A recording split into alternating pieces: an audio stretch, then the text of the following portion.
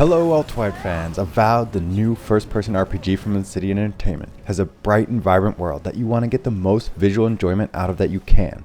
So let's see how much GPU horsepower you need to get the most out of this game at 3440 by 1440p. Let's start off with looking at the baseline performance without any upscaling or frame generation. Here we are using epic settings with ray tracing on as default. At a glance you can see that the RTX 4090 is the only card that is clearing the 60 FPS mark. But even its 1% lows dip below 60 in my benchmark pass. The RTX 4080, 7900 XTX, and RTX 4070 Ti all manage a playable frame rate if you have an active sync monitor, as none of their 1% lows dip below 30 FPS. The 7900 XT and the RTX 4070 both see unsatisfactory frame rates with sub 45 FPS averages and 1% lows that dip below 30 FPS. Meaning even playing on an active sync monitor won't provide a smooth feeling gaming experience. Beyond just the general low FPS, the 700 XT has some 1% low issues that affect its performance even further. The XTX does also have a lower 1% lows than the surrounding Nvidia cards, but it's seeing nowhere near as big a drop as the XT does. Hopefully this is just because the AMD Avowed driver is still a beta driver and not a full release one.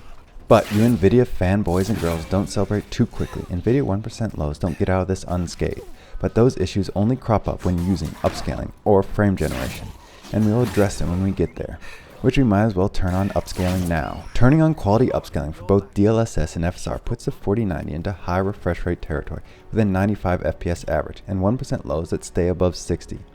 With 4 more of our cards in the 60 FPS plus club, with the 4080, 700 XTX, 700 XT, and the 4070 Ti all clearing the line. Though, with its 1% lows, the 700 XT doesn't really feel like it is a 60 FPS plus card. The RTX 4070 stands as the sole sub 60 FPS card.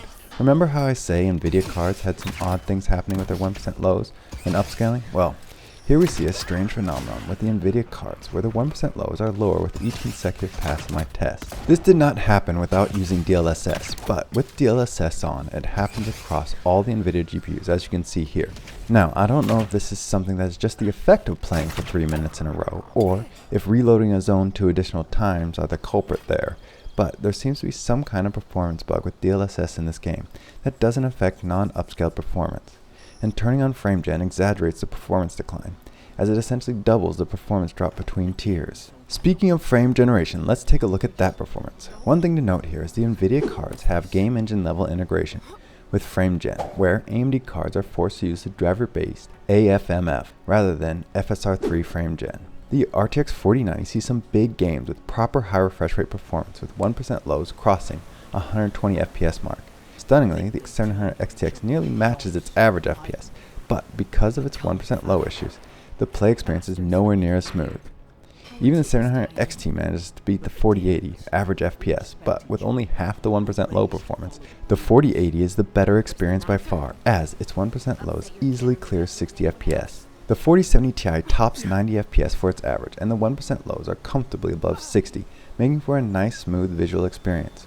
As we saw on the upscaling charts, the 4070 didn't quite make it 60 FPS baseline for turning on frame generation, and despite having 79 FPS average when turned on, with its 1% lows not clearing 60 FPS, you can feel a slight sluggishness in more challenging areas as your input response rates dip below 30 Hz. If we look at the performance uplift for each performance setting, we see that if AMD can sort its 1% low issues for the final release driver, they'll be neck and neck with their Nvidia rivals despite the game using ray tracing.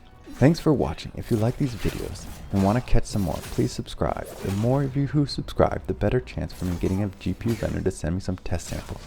If you have Super Ultrawide or a 5K 2K Ultrawide, those videos are coming soon, or may be available for you to click on now. If you want to help out in other ways, you can become a member, sign up for my Patreon, or use my Amazon affiliate link. I'm Scott, and I'll see you next time, Ultrawide fans.